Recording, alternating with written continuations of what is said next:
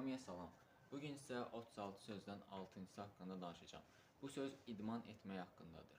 Biz idman etməliyik, özümüzü göstərmək üçün yox, özümüzdən zəifləri əzmək üçün yox, öz sağlamlığımızı qorumaq üçün, özümüzü müdafiə üçün və yeri gələndə zəif insanları müdafiə üçün istifadə etməliyik. Bunlar bizim idman etməyimizin əsas səbəblərindən biri olmalıdır. İndi gələk necə idman etməliyik? İnsan özünü ən yaxşı tanıyandır. Siz özünüzə uyğun bir idman planı qura bilərsiniz. Ən azından səhər idmanını qaçırmayın. Yəni dartılma, gərilmə, isinmə hərəkətlərini yerinə yetirin. Ən azından müəyyən bir məsafəni yürüyərək və yaxud qaçaraq gedin. Əgər gün ərzində daha çox boş vaxtınız qalırsa, daha çox idman edin.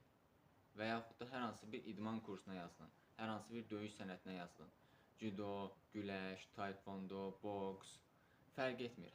Bu sizin fiziki olaraq formada qalmanızı təmin edəcək və sizə sağlam, güclü dostlar qazandıracaq. Mənim fikrimcə, öz çəkinizlə idman eləmək ağır çəkinin altına girməkdən daha üstündür. Öz çəkinizlə idman eləmək deyəndə turnik, jim, pres, paralel qolları nəzərdə tuturam.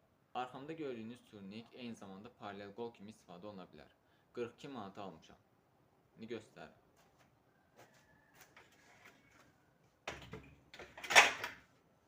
Baxın, bu şəkildə paralel qol kimi istifadə edə bilərsiniz. Çox effektiv bir vasitədir.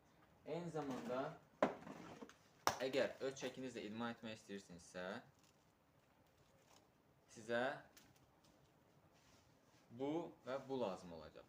Heç kimə görə idmanınızı təxirə salmayın. İnsanlara yox deməyi bacarın və yaşınızdan asılı olmayaraq idmana başlayın.